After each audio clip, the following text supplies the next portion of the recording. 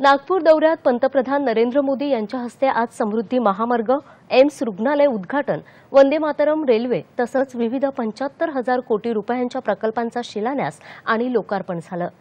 यामुळे महाराष्ट्राला नवी दिशा, नवी ऊर्जा मिळणार आहे असं पंतप्रधान नरेंद्र मोदी यांनी म्हटलंय।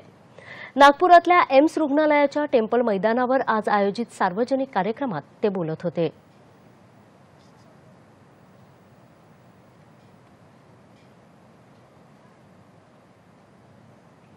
आज अनेक पायाभूत प्रकल्प आणि सुविधांना अंमलात आणलं, परंतु या पायाभूत सुविधा संवेदनाहीन नाही।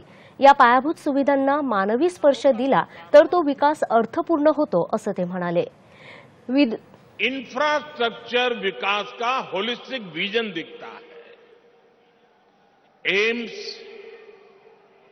एक अपने आप में अलग तरह का इंफ्रास्ट्रक्चर है और समृद्धि महामार्ग दूसरी तरह का इंफ्रास्ट्रक्चर है।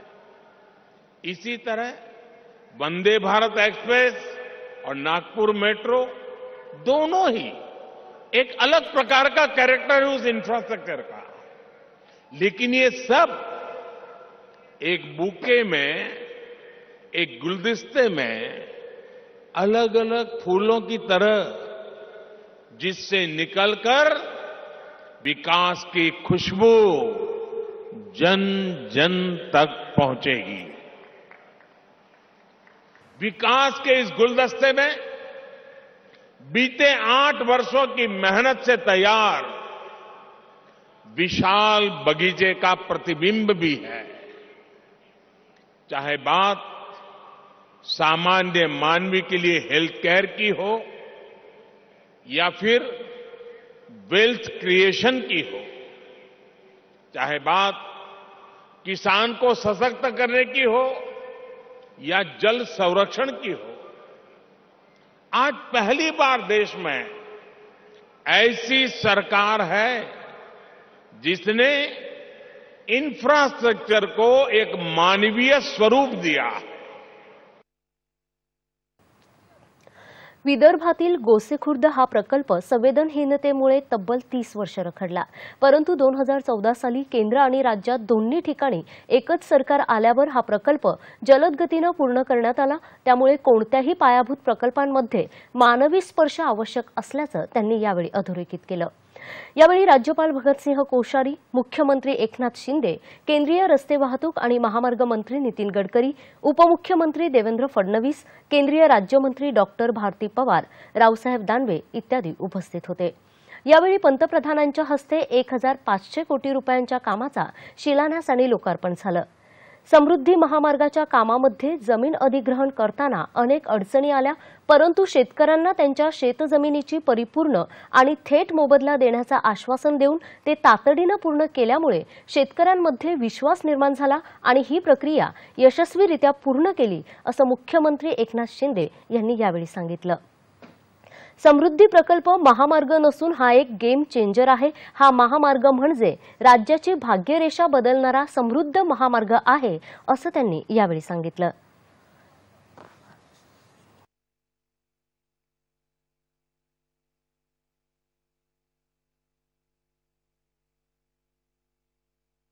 एक सिर्फ हाईवे नहीं है, एक गेम चेंजर प्रकल्प है।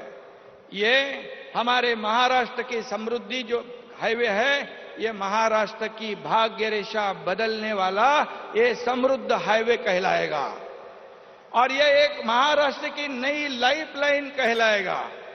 ये आज इसके सिर्फ हाईवे नहीं, इसके दोनों तरफ में कई हम नवनगर बनाना चाहते हैं और वहां कई इंडस्ट्री आएगी। वहां पर इंडस्ट्रियल हब होगा, एजुकेशन हब होगा, आईटी हब होगा, प्रोसेसिंग यूनिट आएंगे, लॉजिस्टिक हब होगा और ये पूरी तरह लाखों लोगों को रोजगार देने वाला समृद्धि हाईवे कहलाएगा। इसका हमें खूब बहुत ही आनंद है। 701 किलोमीटर का देश में सबसे लंबाई वाला बहुत ही वेगवान ये महामार्ग है। समृद्धी महामार्ग हा विदर्भ आणि मराठवाड्याचं भाग्य बदलणारा मार्ग आहे। याच मार्गातून पुढे औरंगाबाद ते पुणे हा महामार्ग लवकरच पूर्ण करण्यात येणार असल्याची माहिती केंद्रीय रस्ते आणि महामार्ग विकास मंत्री नितीन गडकरी यांनी यावेळी दिली। प्रधानमंत्री जी के नेतृत्व में हम औरंगाबाद से पुणे तक हाईवे बना रहे हैं और जल्दी ही उसके कार्य का शुभारंभ होगा, जिससे नागपुर से पुणे हम केवल 6 घंटे में पहुंचेंगे, ये मेरा विश्वास है। इसके साथ साथ विशेष रूप से महाराष्ट्र में हम 6 एक्सप्रेस हाईवे बना रहे हैं। एक सूरत चेन्नई है, जो सूरत से मुंबई में पूना में ट्रैफिक आता है साउथ की तरफ जाने का, अब वो मुंबई और पूना नहीं आएगा। मुंबई को पोल्यूशन प्रदूषण से मुक्ति मिलेगी। और सूरत से नासिक, नासिक से अहमदनगर, अहमदनगर से सोलापुर और सोलापुर से बेंगलोर, मंगलोर, त्रिवेंद्रम, चेन्नई, हैदराबाद पूरे दक्षिण की तरफ जाएगा। इंदौर से हैदराबाद एक द्रुतगति महामार्ग बन रहा है। हैदराबाद से रायपुर ये मार्ग भी महाराष्ट्र से जाने वाला है।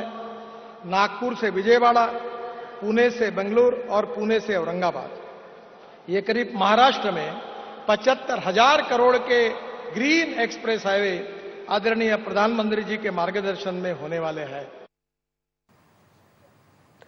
समृद्धी महामार्गालगतच इतरही जलसिंचन तसंच गॅस वाहून नेणाऱ्या पाईपलाईन्स टाकण्यात आल्यामुळे या भागात सीएनजीची उपलब्धता सहजरित्या होण्यास मदत होणार आहे, असं त्यांनी यावेळी सांगितलं। राज्याचे अनेक प्रकल्प केंद्राकडे मंजुरीसाठी गेल्यावर त्यांना तातडीने मंजुरी मिळाली, त्यामुळे केंद्रातलं सरकार हे गतिमान सरकार आहे, असं उपमुख्यमंत्री देवेंद्र फडणवीस यांनी यावेळी सांगितलं। 2 साल में इस महामार्ग से 50,000 करोड़ रुपया हमको मिलेगा, जो अन्य इंफ्रास्ट्रक्चर पर हम लगाएंगे। इतना जबरदस्त ये मॉडल तैयार हुआ है। और एक चीज का उल्लेख मैं करना चाहता हूं, आपने भारत को गति शक्ति नाम की एक ऐसी योजना दी है जो विश्व की सबसे अच्छी योजना है, सबसे थॉटफुल, सबसे कल्पना शक्ति की योजना है, जो भारत के चित्र को बदलेगी। गति शक्ति का एक उदाहरण ये महामार्ग भी है। मेट्रो फेज 2 और नाग नदी का जो आज संवर्धन का हम कार्यक्रम कर रहे हैं, हमारी पिछली सरकार में हमने ये दोनों प्रोजेक्ट भेजे थे। 2.5 साल में उन क्वेरीज का जवाब भी पिछली सरकार ने नहीं दिया। आपके कार्यालय ने मात्र 35 दिनों में ये सारे दोनों प्रोजेक्ट को पूरा कंप्लीट करके कैबिनेट की मान्यता देकर आज उसका भूमि पूजन हो रहा है। ये मोदी सरकार है, ये गति है और ये डबल इंजिन सरकार है। यावेळी पंतप्रधानांच्या हस्ते अजनी इथला मेंटेनन्स डेपो तसंच नागपूर इटारसी मार्गावरील कोहली नरखेड दरम्यानची रेल्वे लाईन राष्ट्राला अर्पण केली। या दोन्ही प्रकल्पांसाठी मिळून सुमारे 560 कोटी रुपये खर्च आला आहे। नाग नदीच्या शुद्धीकरण प्रकल्पाची ही पायाभरणी पंतप्रधानांच्या हस्ते यावेळी झाली। विदर्भात आढळून येणाऱ्या सिकल सेलवरील उपचारासाठी उभारण्यात आलेल्या centre for research management and control of haemoglobinopathies या वैद्यकीय केंद्राचंही लोकार्पण यावेळी झालं। याशिवाय चंद्रपूर इथं उभारण्यात आलेलं central institute of petrochemicals engineering and technology ही संस्थाही त्यांनी राष्ट्राला अर्पण केली। तत्पूर्वी सकाळी 9:30च्या सुमारास पंतप्रधान नरेंद्र मोदी यांचं नागपूरच्या विमानतळावर आगमन झालं। राज्यपाल भगतसिंह कोश्यारी, मुख्यमंत्री एकनाथ शिंदे, केंद्रीय रस्ते वाहतूक आणि महामार्ग मंत्री नितीन गडकरी, उपमुख्यमंत्री देवेंद्र फडणवीस यांनी त्यांचं स्वागत केलं।